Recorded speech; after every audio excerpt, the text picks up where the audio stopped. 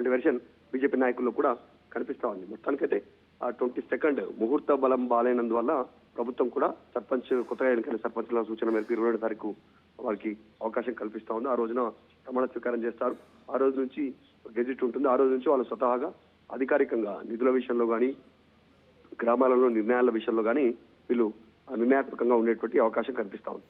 అంటే ఈ బూస్ట్ ఎలా ఉంది అంటే కాంగ్రెస్ పార్టీ పైన చాలా పెద్ద ఎత్తున వ్యతిరేకత వచ్చింది ప్రజలు అనేది బీఆర్ఎస్ పార్టీ చెప్పుకొచ్చింది. కానీ రిజల్ట్ చూస్తుంటే కొంత వాళ్ళకు పాజిటివ్గానే కనబడుతోంది. దాదాపుగా 7,000 అంటే డబుల్ మెజార్టీతో కాంగ్రెస్ పార్టీ ముందుకు వెళ్ళింది. సో బీఆర్ఎస్ పార్టీకి అనుకున్న స్థాయిలో ఫలితం వచ్చిందనుకుంటున్నారా బీఆర్ఎస్ పార్టీ? బీజేపీ అయితే గతంలో ఏమాత్రం లేనటువంటి పార్టీ కొంత 678 స్థానాల్లో గెలుపొందగలిగింది అన్నప్పుడు బీజేపీకి డెఫినెట్గా ఇది ఒక బూస్ట్ అని చెప్పాలి. సో బీఆర్ఎస్ రియాక్షన్ ఏంటి?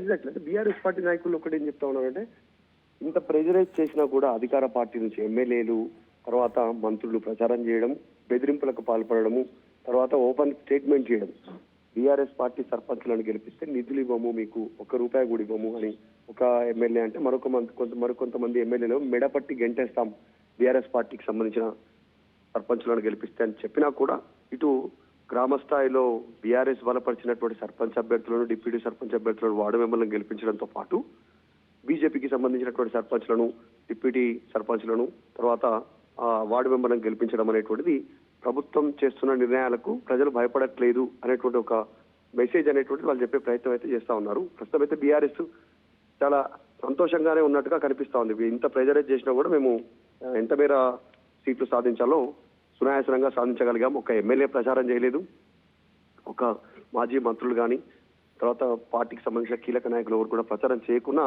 ఈ రీతిలో ఉంది. కానీ ప్రభుత్వం నుంచి మాత్రం పెద్ద ఎత్తున ప్రెజరైజ్ చేసినా ఇట్లాంటి సిచ్యువేషన్ ఉందనేటువంటి ఒక అభిప్రాయాన్ని బీఆర్ఎస్ అయితే వెలిపుచ్చుతుంది. Right, thank you Madhu. So మొత్తంగా ఒకసారి జిల్లాల వారికి కూడా చూసే ప్రయత్నం చేద్దాం. నా దగ్గర జిల్లాల వారికి కూడా కొంత డాటా ఉంది. సో జిల్లాల వారీగా ఆదిలాబాద్ జిల్లాలో, అది ఉమ్మడి ఆదిలాబాద్ కాదు, కేవలం డివైడ్ అయినటువంటి ఆదిలాబాద్ 33 జిల్లాలకు సంబంధించి ఎన్నికలు జరిగాయి కాబట్టి ఆదిలాబాద్లో బీఆర్ఎస్ పార్టీ మంచి పర్ఫార్మెన్స్ ఇచ్చింది కంపారిటివ్ టు కాంగ్రెస్కి 32 వస్తే బీఆర్ఎస్కి 64 వచ్చాయి. ఇక్కడ బీజేపీ 10 స్థానాల్లో గెలుపొందగలిగింది. సో ఆసిఫాబాద్లో సో కాంగ్రెస్ బీఆర్ఎస్లు పోటాపోటీగా 40-42 ఆ స్థానాల మధ్య ఆగిపోయాయి. ఇక నిర్మల్లో కాంగ్రెస్ పార్టీ అత్యధికంగా, కాంగ్రెస్ పార్టీ కాదు బీజేపీ ఇక్కడ బెటర్ పర్ఫామ్ చేసింది. నిర్మల్లో హైయెస్ట్ బీజేపీకి వచ్చినటువంటి 688 స్థానాల్లో ఇక్కడ ఎక్కువ కాంట్రిబ్యూషన్ ఉంది నిర్మల్ నుంచే. నిర్మల్లో ఏకంగా 73 స్థానాల్లో బీజేపీ గెలుపొందింది. 73 స్థానాల్లో నిర్మల్ జిల్లాతో పాటుగా నిర్మల్ ఎమ్మెల్యేగా అక్కడ మహేశ్వర్ రెడ్డి ఉన్నారు. సో ఆయన బీజేపీ ఎల్పీ నేత కూడా. సో అక్కడ నిర్మల్ ఆ ప్రాంతం అంతా కూడా కొంత బీజేపీ సంబంధించినటువంటి ఎమ్మెల్యేలు అధిక శాతంగా ఉండడం అంతా కూడా కలిసి వచ్చినట్టుగా ఉంది. సో మంచిర్యాలలో బీజేపీ 0, కాంగ్రెస్ 51. సో నిజామాబాద్లో కాంగ్రెస్ పార్టీ హైయెస్ట్ మెజార్టీతో ఉంది. సో కామారెడ్డిలో కాంగ్రెస్ పార్టీ దాదాపు క్లీన్ స్వీప్ చేసేసింది కామారెడ్డిలో. ఇక కరీంనగర్లో పోటాపోటీగా బీఆర్ఎస్ కాంగ్రెస్లు రెండు సరిసమానంగా 38 స్థానాల్లో తమ సర్పంచ్ అభ్యర్థిని గెలిపించుకోగలిగారు. ఇక జగిత్యాల్లో కాంగ్రెస్ పార్టీ కొంత మెజార్టీ సాధించింది. పెద్దపల్లిలో కూడా కాంగ్రెస్ పార్టీ, రాజన్న సిరిసిల్ల జిల్లాలో బీఆర్ఎస్. సో కేటీఆర్ సొంత నియోజకవర్గం, ఆయన జిల్లాలో మాత్రం కొంత బీఆర్ఎస్ మెజార్టీలో ఉంది. బీఆర్ఎస్ 43 స్థానాల్లో గెలుపొందితే కాంగ్రెస్ కేవలం 15 మాత్రమే. కానీ అక్కడ కూడా బీజేపీ కొంత పర్ఫార్మెన్స్ చూపించగలిగింది. బీజేపీ 10 స్థానాల్లో గెలుపొందగలిగింది. అక్కడ ఇండిపెండెంట్ కంటే బీజేపీ 4వ స్థానమే. మెదక్లో బీఆర్ఎస్ కాంగ్రెస్ మధ్య హోరాహోరీ పోరు. సో 70-80. సో 10 సీట్లే అయినప్పటికీ కొంత టఫ్ ఫైట్ ఉందని చెప్పాలి. సో సంగారెడ్డిలో కాంగ్రెస్ 1 సైడెడ్ ఉండిపోయింది. 170 స్థానాలు, అటు బీఆర్ఎస్ పార్టీ 50 మాత్రమే. సో సంగారెడ్డిలో 1 సైడెడ్గా ఉండిపోయింది. నిజామాబాద్లో దాదాపుగా 95 స్థానాల్లో కాంగ్రెస్, 40 స్థానాలు అంటే సగానికి ఎక్కువగానే కాంగ్రెస్ పార్టీ అక్కడ గెలుపొందగలిగింది బీఆర్ఎస్తో పోలిస్తే. ఇక మహబూబాబాద్లో హోరాహోరీ పోరు 50-60. So 60 Congress, 50 BRS. తర్వాత వనపర్తిలో 50 కాంగ్రెస్ వస్తే 22 బీఆర్ఎస్ వచ్చాయి. కొంత టఫ్ ఫైట్ అక్కడ కూడా. సో నాగర్ కర్నూల్లో 100 సీట్లు కాంగ్రెస్ అభ్యర్థులు బలపరిచిన వ్యక్తులు గెలిస్తే 30 సీట్లు మాత్రం బీఆర్ఎస్ బలపరిచిన అభ్యర్థులు గెలిచారు. సో నారాయణపేటలో 60-20. సో కొంత టఫ్ ఫైటే ఉంది అక్కడ కూడా. బీఆర్ఎస్ కాంగ్రెస్ పార్టీ ఇక్కడ మెజార్టీ సాధించిందని చెప్పాలి. జోగులాంబ గద్వాల్లో బీఆర్ఎస్ అధిక సీట్లు సాధించింది. తర్వాత వరంగల్లో కాంగ్రెస్ అధిక సీట్లు, హన్మకొండలో కాంగ్రెస్ అధిక సీట్లు, జనగామలో కాంగ్రెస్ వన్ సైడ్, తర్వాత జయశంకర్ భూపాలపల్లిలో కాంగ్రెస్ వన్ సైడెడ్, మహబూబాబాద్లో అయితే 115 స్థానాలకు సంబంధించి కాంగ్రెస్ గెలిస్తే కేవలం 40 స్థానాల్లోనే బీఆర్ఎస్ గెలిచింది. ములుగులో వన్ సైడ్, తర్వాత రంగారెడ్డిలో 84 స్థానాల్లో కాంగ్రెస్ గెలిస్తే 48 స్థానాల్లో బీఆర్ఎస్ గెలుపొందింది. నల్గొండలో 180 స్థానాల్లో కాంగ్రెస్ గెలుపొందింది వన్ సైడ్, అక్కడ కూడా దాదాపుగా.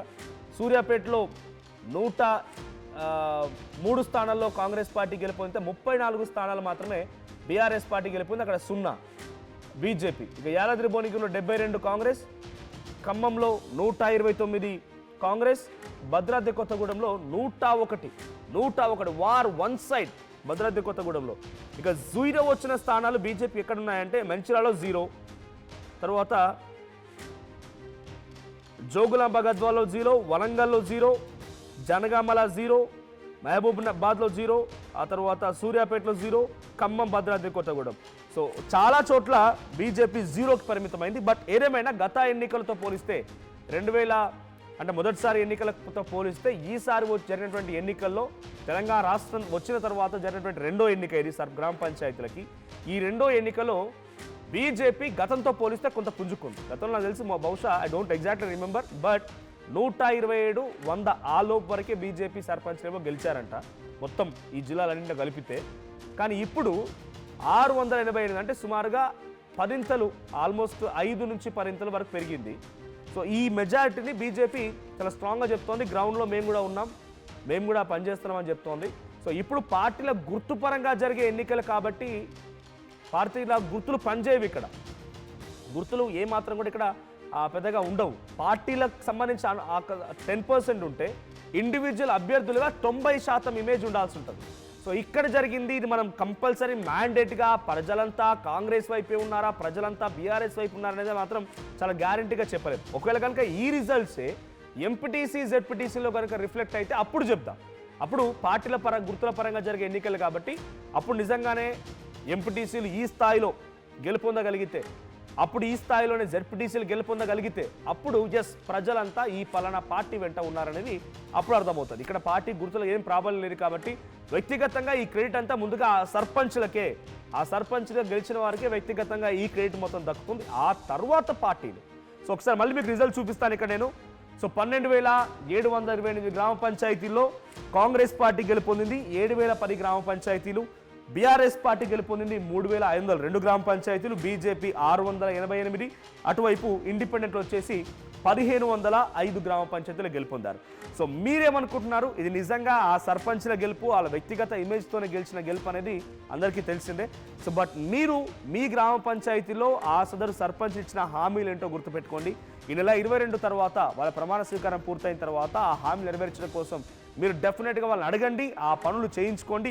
మీ ఇంటి ముందు మురికి కాలువలు, లేకపోతే డ్రైనేజ్ ఇబ్బందులు ఉన్నా, లేకపోతే నీటి సరఫరా సరిగ్గా లేకపోయినా, ఇంకా ఇతరత్ర సమస్యలు ఏమున్నా కూడా అడిగే ప్రయత్నం చేయండి, ఆ సమస్య నెరవేర్చుకోండి. మొత్తంగా ఈ గ్రామ పంచాయతీ ఎన్నికల యొక్క సార్థకత ఏంటి అని అంటే లోకల్ గవర్నెన్స్ రావడం మూలంగా మీ దగ్గర ఏం సమస్య ఉందో మీకే నెరవేర్చుకునే హక్కు ఇవ్వడమే ఈ గ్రామ పంచాయతీల ఉద్దేశం. అది నిజంగా నెరవేరాలంటే మీ ప్రతి ఒక్కరు కూడా ఓటు వేసినా ఓటు వేయకపోయినా అక్కడ గెలిచే వ్యక్తికి మీరు సపోర్ట్ ఇచ్చినా ఇవ్వకపోయినా ఈ రోజు నుంచి ఆయన మీ సర్పంచ్, మీరు ఆయన చేత పాలించేటువంటి ప్రజలు. సో డెఫినెట్గా ఆ గౌరవాన్ని కొనసాగించండి. మీ యొక్క లోకల్ గవర్నెన్స్ ఉపయోగించుకొని మీ గ్రామాలు అభివృద్ధి చేసుకునే ప్రయత్నించండి. అసలైన తొలి వెలుగు. ఫాలో వాట్సాప్ @తొలి వెలుగు official.